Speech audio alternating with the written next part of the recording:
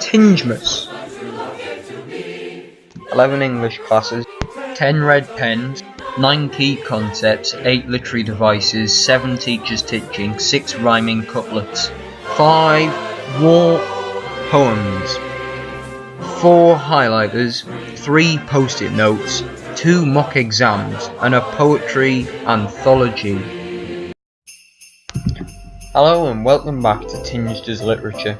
Today I'm going to be going over Tingemas Day 11, which is in fact War Photographer. Now if you don't know what Tingemas is, it's actually a series in which I go over the 15 power and conflict poems in the run up to Christmas. Now let's begin by going through the poem. In his dark room he is finally alone, with spools of suffering set out in ordered rows. The only light is red and softly glows, as though there were a church and he were the priest, preparing to intone a mass. Belfast, Beirut, Phnom Penh, all flesh is grass. He has a job to do, solutions slop in trays beneath his hands, which did not tremble then but those seen knew now. Rural England, home again to ordinary pain, with simple weather that can dispel, to fields which don't explode beneath the feet of running children in nightmare heat. Something is happening, a stranger's features faintly start to twist before his eyes.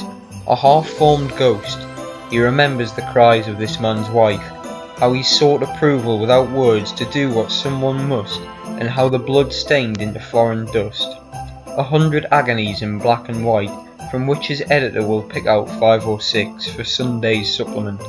The reader eyeballs prick with tear, between the bath and pre-lunch beers. From the aeroplane he stares impassively at where he earns his living, and they do not care. Now let's analyse some key parts of the poem.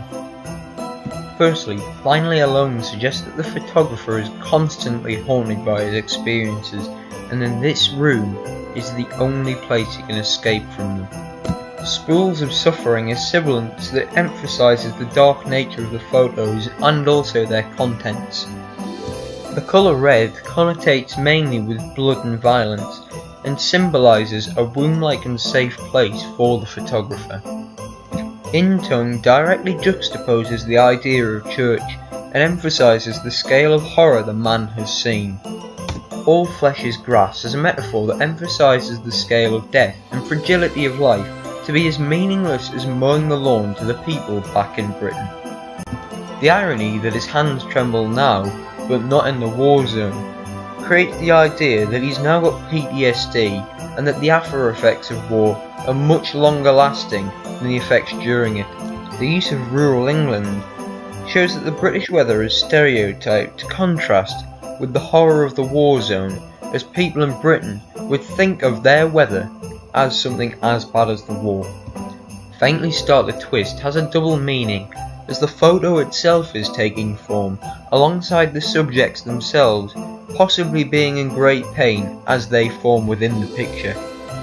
Half-formed ghost is a metaphor that implies the subject of the photo may be dead, yet he only lives on in the picture.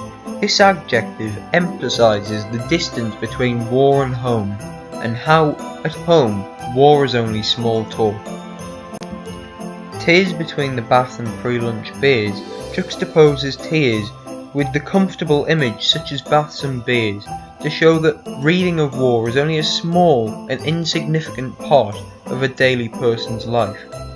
And finally, they in They Do Not Care is a collective pronoun that creates an accusation-like tone and emphasises resentment. War photographer looks at conflict in the same sense that he has taken photos of war and fighting. However, there is also a conflict between the war zones and rural England. The poet is trying to emphasise how out of touch people are about the truth of war, as well as how it is more of a business or a bit of gossip rather than a life-changing or destructive matter to people at home. Well, that's it for this video. Don't forget to like, comment and subscribe, and maybe even press that notification bell so you can stay notified for tomorrow's Day of Tingemas.